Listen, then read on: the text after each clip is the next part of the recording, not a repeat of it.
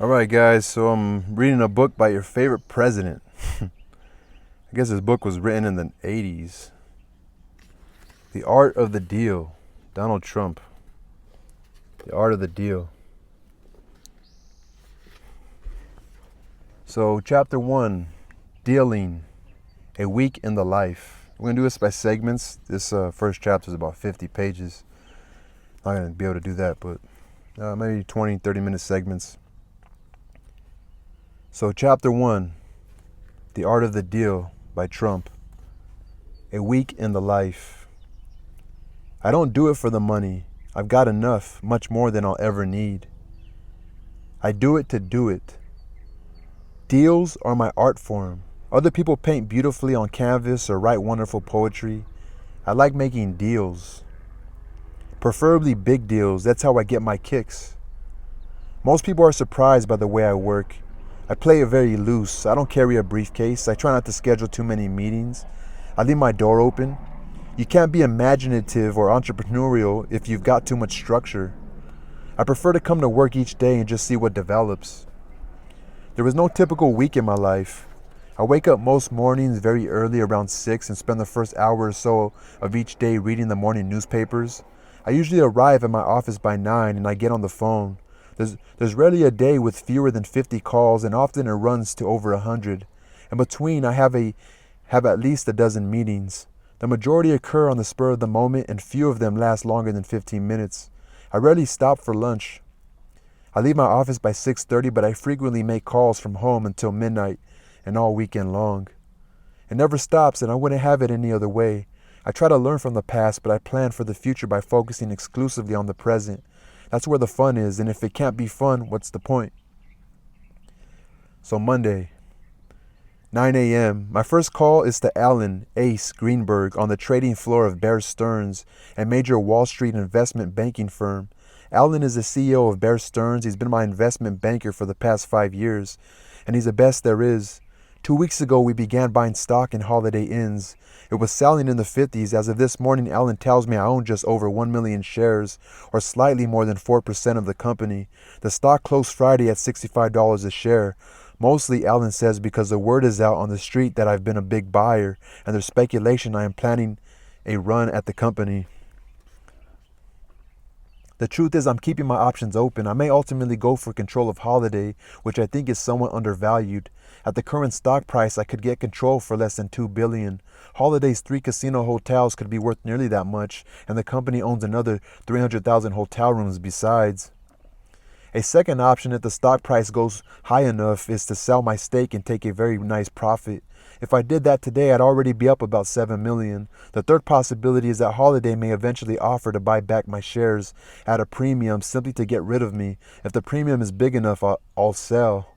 In any case, I enjoy seeing the lengths to which bad managements go to preserve what they call their independence, which really just means their jobs.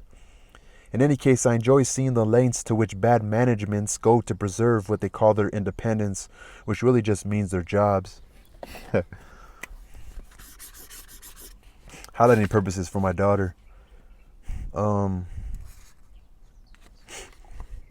can't be imaginative or entrepreneurial if you get too much structure. I prefer to come into work each day and see what happens. It can't be fun, what's the point? All right, 9:30 a.m. Abraham Hirschfield calls me looking for advice. Abe is a successful real estate developer, but he wants to be a politician. Unfortunately for Abe, he's a far better developer than a politician.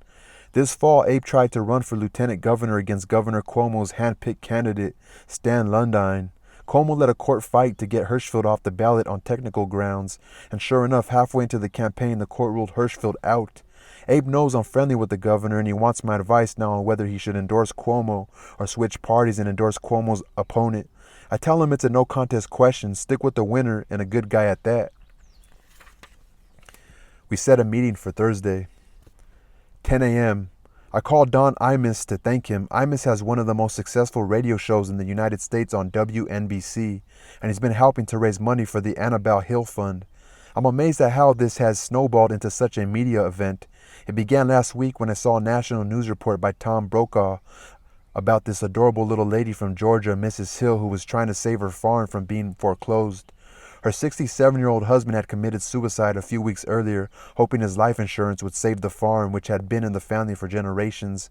But the insurance proceeds weren't nearly enough. It was a very sad situation, and I was moved. Here were people who'd worked very hard and honestly all their lives, only to see it all crumble before them. To me, it just seemed wrong. Through NBC, I was put in touch with a wonderful guy from Georgia named Frank Argenbright, who'd become very involved in trying to help Mrs. Hill. Frank directed me to the bank that held Mrs. Hill's mortgage. The next morning I called and got some vice president on the line. I explained that I was a businessman from New York and that I was interested in helping Mrs. Hill. He told me he was sorry but that it was too late. They were going to auction off the farm, he said, and nothing or no one is going to stop it. That really got me going. I said to the guy, "You listen to me, if you do foreclose, I'll personally bring a lawsuit for murder against you and your bank on the grounds that you harassed Mrs. Hill's husband to his death." All of a sudden, the bank officer sounded very nervous and said he'd get right back to me. Sometimes it pays to be a little wild. An hour later, I got a call back from the banker and he said, "Don't worry, we're going to work it out, Mr. Trump." Mrs. Hill and Frank Argenbright told the media, and the next thing I knew, it was the lead story on the network news. It pays to be a little wild. By the end of the week, we'd raised $40,000. Imus alone raised almost $20,000 by appealing to his listeners. As a Christmas present to Mrs. Hill and her family, we've scheduled a mortgage burning ceremony for Christmas Eve in the atrium of the Trump Tower. By then, I'm confident we'll have raised all the money. I promise Mrs. Hill that if we haven't, I'll make up any difference. I tell Imus he's the greatest, and I invite him to be my guest one day next week at the tennis matches at the U.S. Open. I have a courtside box, and I used to go myself almost every day. Now I'm so busy, I mostly just send my friends. That was nice of him, right? 11:15 a.m. Harry Usher, the commissioner of the United States Football League, calls. Last month, the jury in the antitrust suit we brought against the National Football League ruled that the NFL was a monopoly but awarded us only token damages of $1. I've already let the better players on my team. Okay, he wanted to open up his own NFL, remember? I've already let the better players on my team, the New Jersey Generals, sign with the NFL, but the ruling was ridiculous. We argue about the approach we should take. I want to be more aggressive. What worries me, I say to Harry, is that no one is pushing hard enough on an appeal. So at 12 in the afternoon, Jerry Schofield, head of the Schubert Organization, the biggest Broadway theater owners, calls to recommend a woman for a job as an office administrator.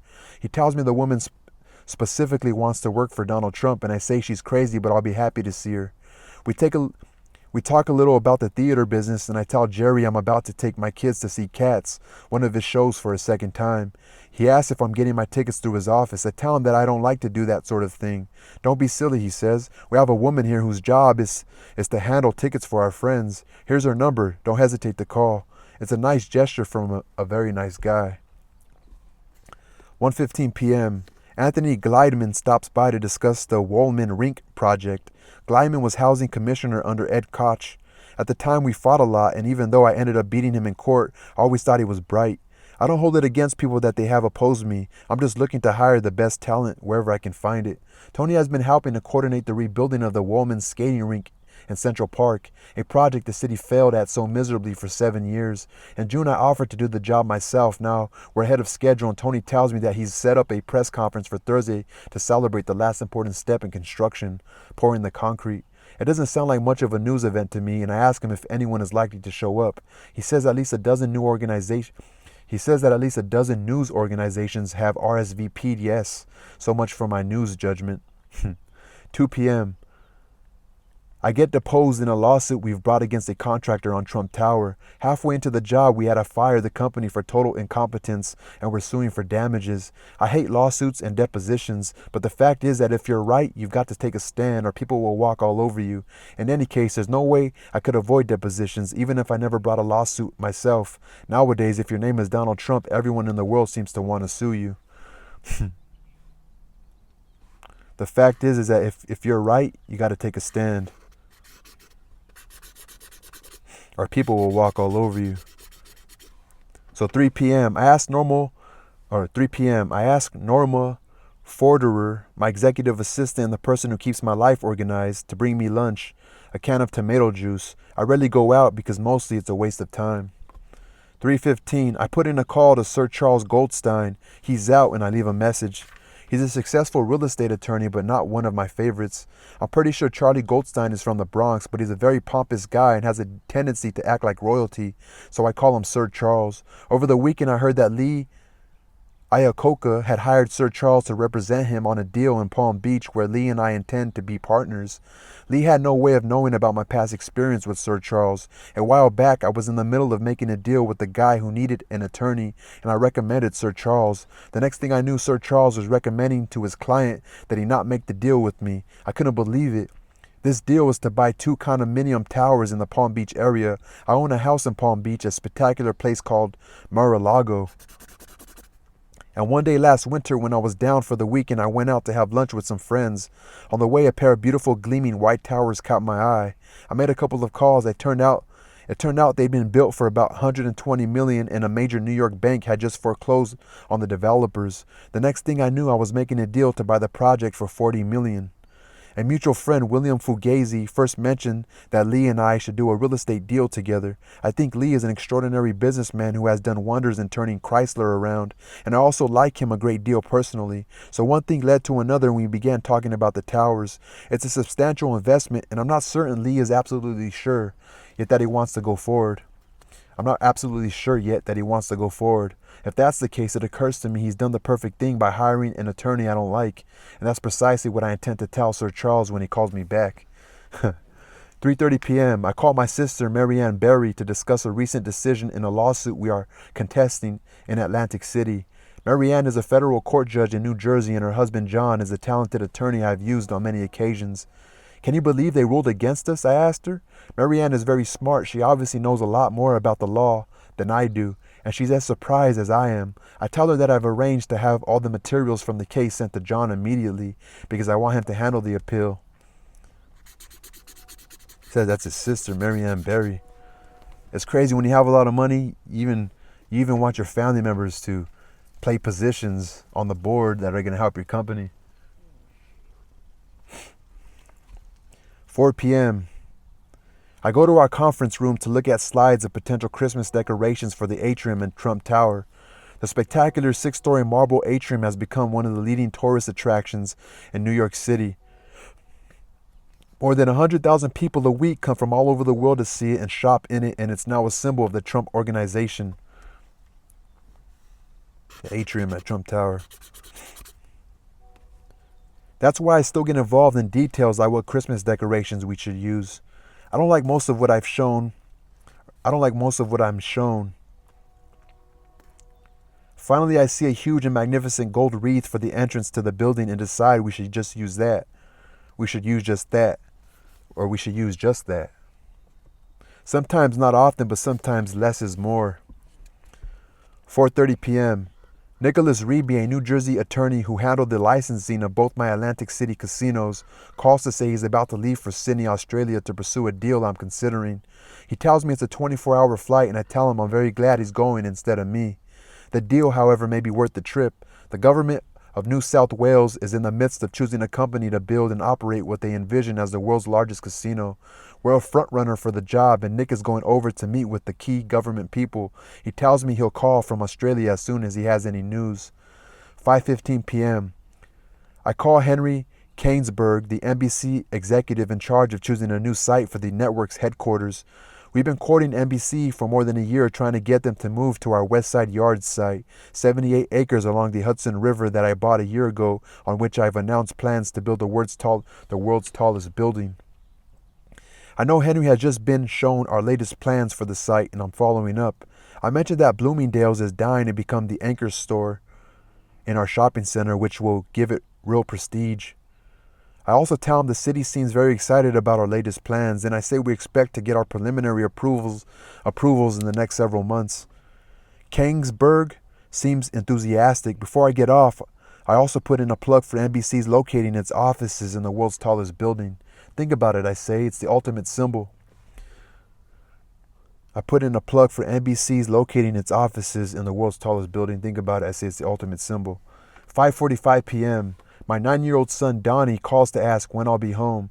always take calls from my kids no matter what I'm doing. I have two others, Ivanka, 6, and Eric, 3, and as they get older, being a father gets easier. I adore them all, but I've never been great at playing with toy trucks and dolls. Now, though Donnie is beginning to get interested in buildings and real estate and sports, and that's great. I tell Donnie I'll be home as soon as I can, but he insists on a time. Perhaps he's got my genes. The kid won't take no for an answer. 6:30. 6:30 in the evening. After several more calls, I leave the office and take the elevator upstairs to my apartment in the residential part of the Trump Tower. Of course, I have a tendency to make a few more calls when I get home.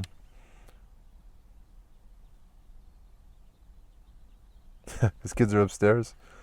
That's funny. That's fucking funny. All right, y'all. So this is chapter 1, Trump's Monday. We'll leave it at that. Peace.